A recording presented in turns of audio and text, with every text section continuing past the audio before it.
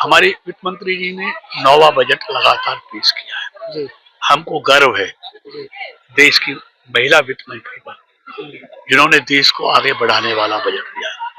ये मोदी जी की सरकार है, ये देश हित में काम करती है, लोगों के हित में काम करती है, लोक कल्याण के लिए काम करती है। और यही कारण है, ये अच्छे बजटों का कारण है कि भारत लगातार आर्थिक क्षेत्र में मजबूत हो रहा है। 11वीं से चौथी अर्थव्यवस्था बना है, बहुत जल्दी तीसरी अर्थव्यवस्था दुनिया की बनने जा रहा है। और इस बजट में चाहे युवा हो, चाहे महिला हो, चाहे किसान हो, चाहे गांव हो, चाहे व्यापारी हो, हर किसी का ध्यान रखा गया है।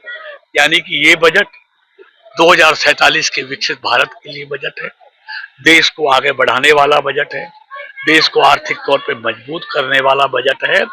और ये बजट विकसित भारत में बहुत बड़ा सहयोग करने वाला है। आप बजट की अच्छी बात कर रहे हैं, परंतु विपक्ष का जो है अब से प्रतिक्रिया आनी शुरू हो गई है कि बजट में गरीब लोगों का ध्यान नहीं दिया, कई चीजों पर ध्यान नहीं दिया गया है। मोदी जी ने पहले दिन से आज तक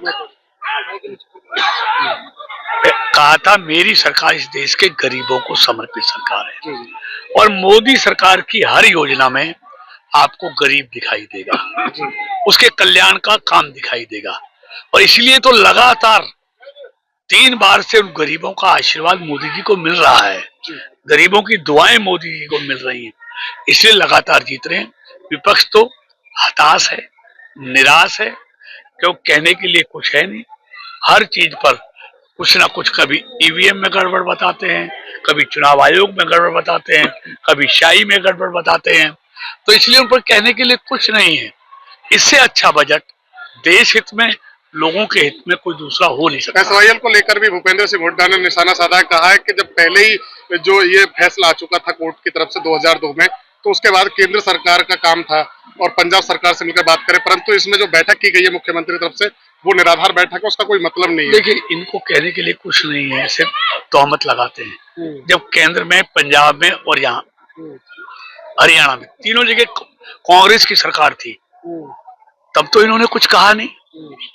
अभी तीनों जगह तो एक दल की सरकार नहीं है, वहां पार्टी की सरकार है। तो सुप्रीम कोर्ट के फैसले के बाद भी सुप्रीम कोर्ट ने कहा है कि दोनों प्रदेशों के मुख्यमंत्री बैठकर इसका कोई हल निकालें। ये सुप्रीम कोर्ट के आदेश पर ही ये बैठकें चल रही हैं। एक आखिरी और आपसी बातचीत से कोई रास्ता निकलेगा, और निश्चित तौर पर। लेकिन विपक्ष के पास जब खुद करने की ताकत रखते थे, तब तो इन्होंने कुछ किया नहीं। एक आखिरी सवाल मंत्री जी, मनरेगा को लेकर भी निशाना साधा है, कहा कि नाम बदलने से काम नहीं बदलता और उसमें जो है वो कहीं ना कहीं अभी कई खामियां जो देखिए, ये हताश है। मनरेगा से गरीब का कल्याण किया गया है, 100 दिन से 125 दिन रोजगार किया गया है, भ्रष्टाचार पर रोक लगेगी, नकली जॉब कार्ड नहीं बनेंगे, गांव को अधिकार होगा, गांव के लिए कौन सा काम महत्वपूर्ण है, ग्राम सभा तय करेंगी, और बायोमेट्रिक हाजिरी होगी, नकली जॉब कार्ड नहीं बनेंगे, नकली पेमेंट नहीं होंगी, इसलिए घोटाले नहीं होंगे, इसका दर्द है। लेकिन रोजगार बढ़ेगा। 2 महीने खेती का काम भी मजदूर करेंगे, तब कोई नया काम शुरू नहीं होगा। इसलिए 100 की जगह 185 दिन गरीब लोगों को काम मिलेगा। 125 दिन, 60 दिन वो किसान वाले भी, तो 185 दिन लोगों को काम मिलेगा। 15 दिन की जगह 7 दिन में पेमेंट होगी, तो अच्छा काम होगा और गरीब का कल्याण होने वाला है।